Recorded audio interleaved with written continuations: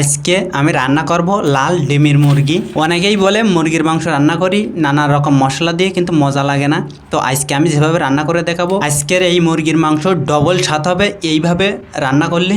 এখন আমি জবাই করে নেব মুরগিটা। মুরগি জবাই করার পরে খুবই ভালো করে গরম পানি দিয়ে লোমগুনি ভালো করে তুলে নিয়েছি, আর খুবই ভালো করে পরিষ্কার করে নিয়েছি। আর এখন মুরগিটা পিস পিস করে নিতে হবে।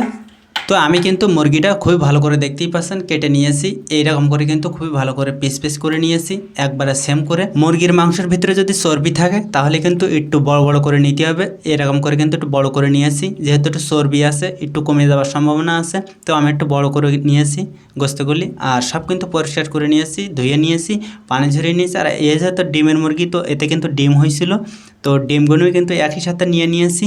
এই মুরগির মাংস কিন্তু আজকে ঘরে থাকা সাধারণ কিছু মশলা দিয়ে কিন্তু রান্না করব, তাও ডবল স্বাদ হবে। তো আজকে আমি রান্না করব কাঠের চুলায়। যেহেতু আজকে ডিমের মুরগির মাংস, তো ডিমের মুরগির মাংস কিন্তু একটু শক্ত হয়ে থাকে, তাই কিন্তু আমি কাঠের চুলায় আসি। আর একটু ডবল স্বাদ হয় কাঠের চুলায় রান্না করলে। তো আজকে কিন্তু এই কারণে কিন্তু আমি কাঠের চুলায় এসে রান্না করতেছি। আর কাঠের চুলায় রান্না করে দেখবেন, অনেক মজার হবে যে কোনো খাবার। কাঠের চুলায় রান্না করা একটা কষ্টর কাজ, কিন্তু স্বাদটা কিন্তু যে কোনো রান্নার ডবল হয়ে যায়। তো কাঠের চুলায় রান্না করার চেষ্টা করবেন, তাহলে কিন্তু অনেক মজার হবে রান্নাগুলি। যে কোনো খাবার আমি কাঠের চুলায় রান্না করলে অনেক মজার হবে। তো চুলা কিন্তু ধরিয়ে দিয়েছি, আর এখন আমি কড়ার নিচে কিন্তু একটু কাদা লাগিয়ে নিয়েছি, যেহেতু কড়াটা পরিষ্কার করতে একটু সুবিধা করার জন্য। আজকে রান্নাটা করব সয়াবিন তেল দিয়ে।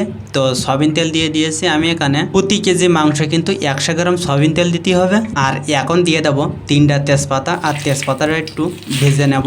আর দিয়ে দেবো পেঁয়াজ বাটা। পেঁয়াজটা কিন্তু আজকে বেটে দেবো, যেহেতু আজকে শক্ত মুরগি, তো ঝোলটা কিন্তু ঘন করার জন্য পেঁয়াজটা খুবই ভালো করে কিন্তু বেটে দিয়েছি। আর খুবই ভালো করে কিন্তু বাদামি কালার করে ভেজে নিতে হবে। তো আমি কিন্তু বাদামি কালার করে ভেজে নিয়েছি, দেখতেই পাচ্ছেন। আর এখন দিয়ে দেবো রসুন বাটা। রসুনটাও কিন্তু খুবই ভালো করে বেটে নিয়েছি। আর এখন এই রসুন কিন্তু যত সময় পানি থাকে তত সময় কিন্তু খুবই ভালো করে কিন্তু ভেজে নিতে হবে। আর এখন দিয়ে দেবো আদা বাটা। আদাও কিন্তু বেটে নিয়েছি। আর এখন আদাটা দিয়ে কিন্তু পানি মশলা সব প্রায় দেওয়া শেষ। আর এখন কিন্তু এই পানি মশলাগুলি যত সময় পানি থাকে তত সময় কিন্তু ভেজে নিতে হবে। পানি মশলার ভিতরে থেকে কিন্তু পানিটা বেরোতে একটু দেরিই লাগে, তো ঝোলটা ঘন হয়, যার কারণে কিন্তু পানি বেটে দেওয়া হয়েছে আজকের মশলাগুলি। এখন কিন্তু এই 3 রকম মশলা খুবই ভালো করে ভেজে নিয়েছি। আর এখন দিয়ে দেবো পরিমাণ মতো ছোটো চামচের 2 চামচ হলুদের গুঁড়া। হলুদের গুঁড়া কিন্তু বেশি দেওয়া যাবে না, 2 চামচের বেশি। চামচ কিন্তু ছোটো বড়ো থাকতেই পারে, মানান মতো দিতেই হবে। আর এখন দিয়ে দেবো লাল মরিচের গুঁড়া, এটাও কিন্তু 2 চামচ দেবো। তো 2 চামচ দিয়ে নিয়েছি। আর এখন কিন্তু খুবই ভালো করে একটু ভেজে নিতে হবে এই পেঁয়াজ রসুন আর আদার সাথে। একটু নাড়াচাড়া করে চুলার হিটটা কিন্তু একবারে লো হিটে রেখে কিন্তু মশলাটা করে নিতে হবে। আর এখন দিয়ে দেবো ধনিয়ার গুঁড়া। আর ধনিয়ার গুঁড়োটা কিন্তু 2 চামচ দিয়েছি, আমার চামচের মাপ যেহেতু ঠিক আছে। আর এখন দিয়ে দেবো স্বাদ মতো লবণ। লবণটাও কিন্তু আমি 2 চামচ লবণ দিয়ে নিয়েছি। আর হালকা দিয়েছি পানি, গরম পানি অ্যাড করে দিয়েছে হালকা দিয়ে, কিন্তু এখন খুবই ভালো করে এই মশলাগুলি খুবই একটু ভালো করে কিন্তু ভেজে নিতে হবে চুলার হিটটা একটু লো হিটে রেখে। তো আমি কিন্তু মশলাগুলি খুবই ভালো করে ভেজে নিয়েছি। আর দেখতেই পাচ্ছেন মশলার উপরে কিন্তু তেল ভেসে উঠেছে। আর তেল ভেসে ওঠার সাথে সাথে কিন্তু আগে থেকে যে আমি মুরগির মাংসটা খুবই ভালো করে কেটে ধুয়ে পানি ঝরিয়ে রেখে দিয়েছিলাম, এই মুরগির মাংস কিন্তু এখন ওতে দিয়ে দিতে হবে। আর পানি ঝরিয়ে রাখলে সবথেকে ভালো হয়, মশলাটা কিন্তু খুব দ্রুত ওর ভিতরে টানিয়ে নেয়। আর পানি মশলা কিন্তু মাংসের ভিতরে পানি থাকলে কিন্তু খুব দ্রুত মশলা ভিতরে যায় না। তো যার কারণে কিন্তু আমি সবসময় রান্না করি মাংসটা কিন্তু খুবই ভালো করে কিন্তু পানিটা ঝরিয়ে নেই, তারপরে কিন্তু মশলার সাথে দিয়ে কিন্তু মাংসটা কষিয়ে নেই। তো এখন কিন্তু মাংসটা খুবই ভালো করে চুলার হিটটা লো হিটে রেখে কিন্তু মাংসটা খুবই ভালো করে কিন্তু ভেজে নিতে হবে এই মশলার ভিতরে। আর এখন ঢেকে রেখে দেবো কিছুক্ষণের জন্যে, আর ফিরে আসবো কিছুক্ষণ পরে। তো আমি আবারও কিন্তু চলে এসেছি কিছুক্ষণ পরে। আর এখন কিন্তু মাংসের ভিতরে একটা তেল ছেড়ে দিয়েছে, আর এই তেলটা ছেড়ে দিয়েছে। আর এখন কিন্তু এই তেলের ভিতরে আরও কিছুক্ষণ সময় এইভাবে নাড়াচাড়া করে ভেজে নিতে হবে। আর দেখতেই পাচ্ছেন মাংসটা কিন্তু খুব সুন্দর একটা কালারফুল হয়েছে, যেহেতু তেলে ভেজে নিয়েছি, এই মাংসের তেলের ভিতরেই কিন্তু ভেজে নিয়েছি। আর এখন কিন্তু আমি আগে থেকে যে পানি হিটারে গরম করে রেখে দিয়েছিলাম, এই গরম পানি কিন্তু অ্যাড করে দিচ্ছি। মাংস রান্না করার সময় সবসময় গরম পানি করে রেখে দেবেন, তাহলে কিন্তু রান্নাটা দ্রুত হয়ে যাবে আর মাংসটা কিন্তু খুব মজার হবে আর খুব দ্রুত সেদ্ধ হয়ে যাবে। এখন হালকা একটু নাড়াচাড়া দিয়ে দিয়েছি আর এখন কিন্তু তেজপাতার কাজ শেষ। আর তেজপাতাটা এখন খামাকা রেখে কোনো লাভ হবে না, তো তেজপাতাটা এখনই 3টা তেজপাতা কিন্তু আমি এখন তুলে ফেলে দেবো। তেজপাতার ঘেরান যা বাইর হওয়ার তা কিন্তু বাড়িয়ে গেছে, খামাকা এতে রেখে কোনো লাভ হবে না, তাই আমি কিন্তু তুলে ফেলে দিচ্ছি। তো আপনারা কিন্তু তুলে ফেলে দিতে পারেন, না দিলেও কোনো সমস্যা নেই। তো একটা তিতা ভাব আসে, যার কারণে কিন্তু আমি এখন তুলে ফেলে দিয়েছি আর এখন ঢেকে রেখে দেবো। তো এখন কিন্তু বলক চলে এসেছে আর এখন এই যে মুরগির যে ডিম হয়েছিল এই ডিম কিন্তু এখন এতে দিয়ে দেবো, কারণ এখন না দিলে কিন্তু আগে কিন্তু কষানোর সময় ডিমগুলো দিলে গুলে যেত। এখন কিন্তু মাংসটা সেদ্ধ করতে দিয়েছি পানি দিয়ে আর এখন কিন্তু এই সুযোগে কিন্তু মশলাটা করে নেব।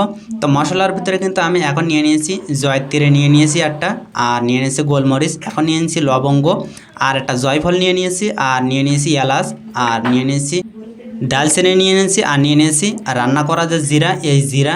এখন কিন্তু এইগুলি কিন্তু সব ভালো কিন্তু বাছাই করা মশলা নিয়ে নিয়েছি। একবার দেখতে পাচ্ছেন এলাচ লবঙ্গ সব কিন্তু কাঁচা কাঁচা মতো, আর কাঁচা মশলা থেকে একটা খুব সুন্দর একটা ঘ্রাণ আসে। সব কিন্তু বাছাই করা মশলা, তা বাছাই করা মশলা দিয়ে রান্না করার চেষ্টা করবেন, তাহলে কিন্তু রান্নাটার ভিতরে অনেক সুন্দর একটা ঘ্রাণ আসবে আর অনেক মজার হবে রান্নাটা। সব কিন্তু তাজা মশলা। তো এখন কিন্তু এই মশলাগুলি খুবই ভালো করে আমি পানি দিয়ে বেটে নিয়েছি আর এই মশলা কিন্তু এখন এতেই অ্যাড করে দেবো, যেহেতু ঝোলটা কমে গেছে আর এই মশলা এখন এতেই অ্যাড করে দেওয়ার এখনই সময়। তো এখন কিন্তু মশলাটা সব এতে অ্যাড করে দেবো। আর রান্না খালি করলেই হবে না, মশলা দেওয়ারও একটা সময় আছে। তো আমি যে মাংসের ভিতরে যে ঝোল দিয়েছিলাম, পানি দিয়েছিলাম, এই পানিটা কিন্তু 3 ভাগের 2 ভাগ কিন্তু কমে যাওয়ার পরেই কিন্তু আমি কিন্তু মশলাগুলি অ্যাড করেছি। সব মশলা শেষে এখন কিন্তু কাঁচামরিচ অ্যাড করে দিয়েছি আর কাঁচামরিচটা দিয়ে এখন শেষ ঢেকে রেখে দিয়ে দেবো। তো এখন কিন্তু রান্না শেষ আর এখন আমি পরিবেশন করে দেখাবো কেমন হয়েছে আজকের রেসিপি। তো বন্ধুরা, আজকের রেসিপি কিন্তু ঘরে থাকা কিছু মশলা দিয়ে কিন্তু রান্না করেছি। ঘরে থাকা অল্প কিছু মশলা দিয়ে আজকে যে রেসিপি রান্না করেছি, কালারটাও সুন্দর হয়েছে আর খেতে অনেক মজার হয়েছে আর ফাটাফাটি একটা দুর্দান্ত ঘেরান বের হচ্ছে এই মাংসের ভিতর থেকে। অনেকেই বলে মুরগির মাংস রান্না করলে মজা লাগে না, তো আমি বলবো আজকে যেভাবে আমি রান্না করেছি এইভাবে একবার হলো রান্না করে দেখবেন, অনেক মজার হবে মুরগির মাংস।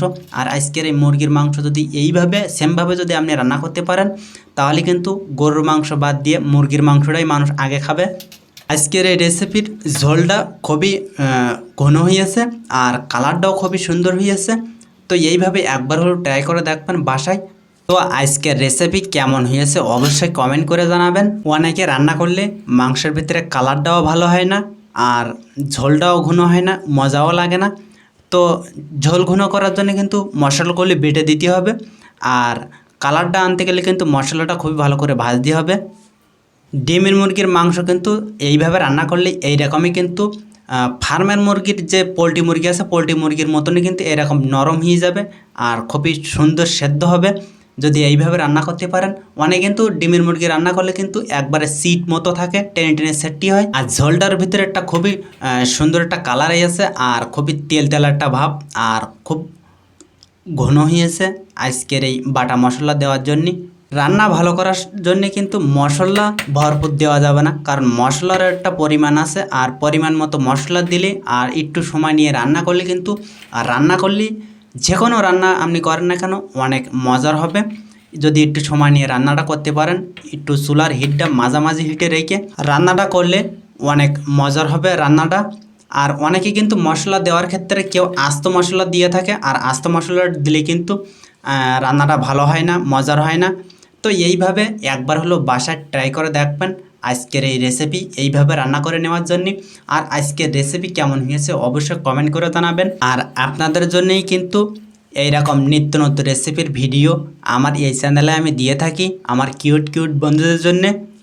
তো আপনি যদি এই চ্যানেলের নতুন দর্শক হয়ে থাকেন অবশ্যই দয়া করে ছোটো ভাই মনে করে চ্যানেলটি সাবস্ক্রাইব করে দেবেন আর পাশের বেল আইকনটা প্রেস করে দেবেন, তাহলে আমার দেওয়া এইরকম নিত্য নতুন রেসিপির ভিডিও সবার আগে চলে যাবে আপনার কাছে। তো আজকের রেসিপির ভিডিও এই পর্যন্ত, দেখা হবে অন্য কোনো দিন অন্য কোনো নতুন রেসিপির ভিডিও নিয়ে।